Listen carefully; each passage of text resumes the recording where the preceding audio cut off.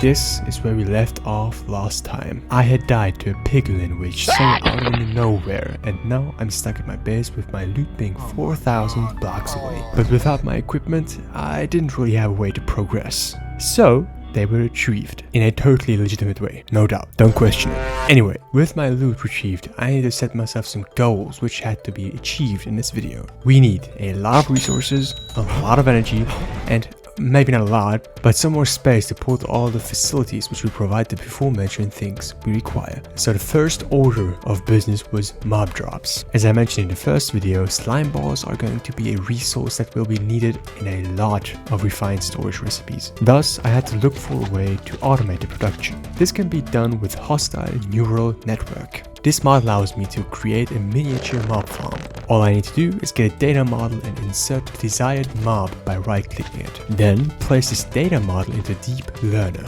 And as you can see in the top right corner, this model is a faulty tier. This can be changed by killing the required mobs a few times. Once I reach the basic tier, I can insert this model into a simulation chamber. This is the mob farm, but compacted into one block. If I place a data model and a prediction matrix into this chamber, it produces only a generalized overall prediction, or depending on your tier of model, also a prediction of the mob itself. This prediction you can then insert into a loot chamber and it will convert the prediction into loot of your choosing. Also, over time the data model gets leveled up, but it takes quite a while. So I place down a bunch of them and collect data models so that they can level up over time.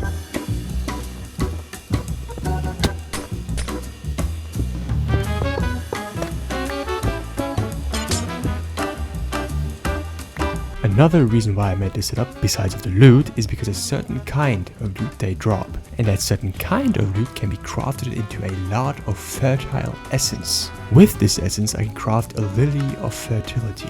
As the name already suggests, this lily pad fertilizes nearby plants. So if I spam them around my mystical agriculture setup, the growing speed gets boosted immensely. This means more resources. So now that I had a bunch of fertile lilies, the expansion of the essence farm was initiated.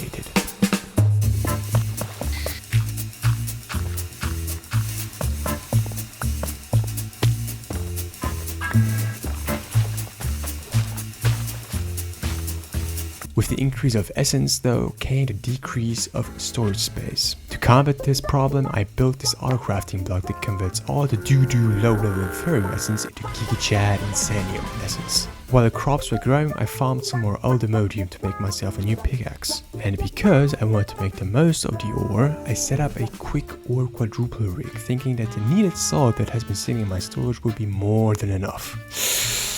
Yeah, we'll have to work on that. Anyway, after crafting the pickaxe, I made use of its indestructible property and expanded my base.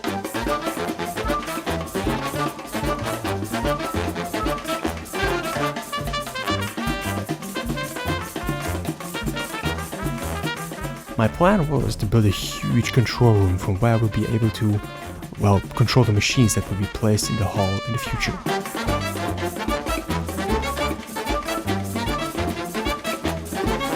And honestly, the result turned out pretty well. With most of the control room completed, the focus shifted to automating mechanisms material infusion, specifically circuits and alloy crafting. The plan was to fully automate the process. A setup was built that on paper should have worked, but didn't for some mysterious reason. Let me show you how it was supposed to function. A crafter sends iron into the metallurgic infuser from the top. An exporter then supplies enriched redstone from the back. And then an importer pulls out all the completed infused alloys into my storage system. Simple, right? Except the infuser wouldn't accept the redstone at all.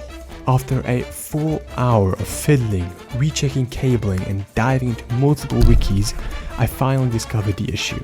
And it wasn't the mod, it was good old user error. Turns out I shouldn't have set the input in the infused type section, but rather in the item sections to extras. Anyway, once that was fixed and a few tweaks later, the automation system finally ran as intended. Meanwhile, the storage system started to fill up quite a lot. To be specific, my whole disk was full. That meant we needed a bigger disk, so I upgraded the system to a 256 4,000 item storage disk. I'm pretty sure that should hold out for a while, hopefully. With all these new machines, our power consumption skyrocketed. And what to do if 2 reactors aren't enough? Exactly. Now, in total, we had 1 Niotic reactor producing around 20,000 FE and 3 Spirited reactors producing 230,000 FE. So we are accumulating around 250,000 FE. That's a pretty hefty sum, and it will suffice for now. Now, as I said, our goal was for today to produce enough power so that I have to never worry about it again. This can be achieved with a fusion reactor. It can produce up to 20 million FE a tick. This is about 86 times more than we are producing right now. That, my friends, sounds way too good to pass up. So let us get to work. First, I automate brine, which I then convert into lithium dust. We don't need that right now, but we will later on. Another thing I automated that we don't need as of right now are HDPE pellets for HDPE sheets. I'll explain later on why and when we will need it. And at this time I realized something. Using universal cables as a way to transfer power is nice and all, but it restricts me to a set throughput, and honestly, they were quite costly to make. So we require an alternative. This is where Flux Networks helps. Flux Networks allows me to transport power anywhere in the world and even into other dimensions. All that is needed was a network and some flux plugs that put power into a flux network, as well as flux points that supply adjacent machines or cables with power from the network. Basically, that means that plugs put power into the network and points supply machines with power from the network. The only issue was that the parts for these flux thingies require a lot of ender pearls. To be exact, ender eyes. Now I could of course run around in the world in search of endermen and kill them, but that is way too slow and time costly. There is one other way though. The end. That place, as we all know, is full of endermen, making it the ideal place to acquire a lot of ender pearls. But there is one other creature that also inhabits the end. The ender.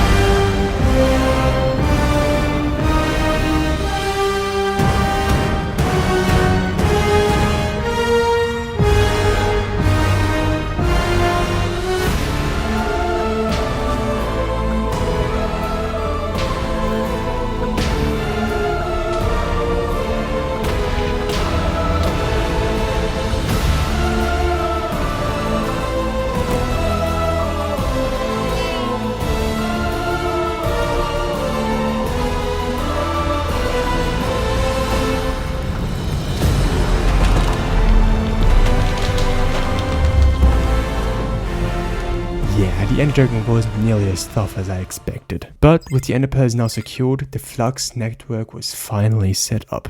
And just like that, it was time for another reactor. Yeah, I know, it's becoming a bit of a trend at this point, but I promise, only one more, probably. But of course, a reactor needs fuel. So I spent the next hour figuring out and setting up a fissile fuel production line.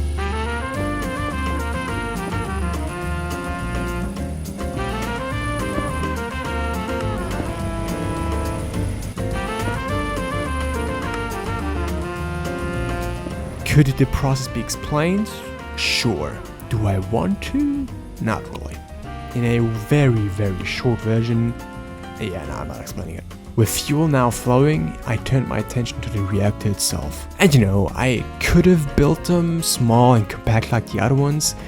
But nah, as they say, go big or go home. So a 9x9 reactor was built, absolutely packed with fuel assemblies. Basically, the more fuel assemblies, the more fuel I can burn. While the reactor itself doesn't produce power, just like in real life, it can drive a turbine, which it does. But before hooking that up, I built an induction matrix to store all the power that would be generated. This is where the lithium that I mentioned before comes in handy, because all the induction matrix components, well, almost all of them, need lithium dust. So I wanted to craft a bunch, and that 5,000 iron. I really hope it's gonna be worth it in the long run. Which it was. The result would be worth it. Once the matrix was constructed, it could store a jaw-dropping 4.8 trillion FE. Will we ever produce that much power? Who knows, but now there's space for it. With steam generation handled by the reactor and fully constructed turbine wired to send power into the matrix, everything was ready. Fuel? Check. Coolant? Check. Sweating balls? Check. Will it explode? I really hope not.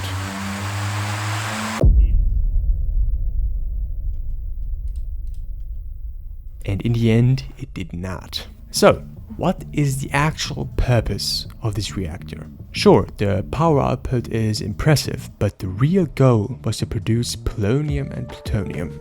These two materials are essential for crafting the fusion reactor casing, the true endgame reactor that was originally planned. With the reactor running, all that remained was to wait for the nuclear waste to be processed into sweet, valuable pellets. But of course, there's a catch. Spent nuclear waste as a byproduct. And where does all the toxic residue go? Somewhere safe, ideally where it can decay harmlessly, like say, I don't know, the groundwater. I'm sure no one will mind. While the waste conversion progressed, preparations began for the fusion reactor's fuel system. What's needed for that? Deuterium and tritium. Both of these are surprisingly easy to generate. Deuterium comes from separating heavy water using an electrolytic separator, while tritium is created by solar activating lithium gas. With those set up, only the reactor remained, along with a laser array. See, to actually activate the fusion reactor, a staggering 400 million Fe must be dumped into it instantly, within a single second, via high-powered lasers. So I built the needed infrastructure. Massive evaporation towers churning out lithium by the thousands, and an array of pumps pulling heavy water for deuterium production. And I activated the reactor, but unfortunately, someone forgot to hit record. Not that it looked all that spectacular anyway, sadly. The initial injection rate was set to 50 millibuckets a tick. Some tweaks later, and the reactor peaked 9 million Fe per tick. This was already an incredible figure, 36 times more than previous power generation levels. That is, until I took a peek at the quest line. Turns out, when deuterium and tritium are mixed inside the reactor, power output is capped at 20 million Fe per tick. This is impressive and all, sure, but further reading revealed a critical detail. Using pre-mixed DT fuel bypasses the cap and can push production up to a jaw-dropping 400 million Fe per tick. Holy shit. That kind of power could satisfy any energy need forever. Immediately, fuel production was retooled to pre-mix DT fuel and directed straight into the reactor. So again, fuel, check. Battery, check. Belts clenched, check. The lasers fired. Holy mother of God. 40 million Fe. Then 50 million. The numbers simply wouldn't stop. 100 million Fe and still rising. There was simply no way to transfer that much power into the matrix fast enough. At 150 million, it felt unreal, and yet it kept going up. I added 2 more induction cells in a desperate attempt to keep up pace, but it was futile. That's when realization hit me. Energy production might have reached at this point 200 million Fe per tick, but fuel consumption had skyrocketed alongside it. The quest, which I obviously just partially read, had warned me that controlling the injection rate, capped at 500 millibuckets per tick, would be impossible. My fuel production wasn't even close to matching the demand, but the goal was clear. I needed that power. What for?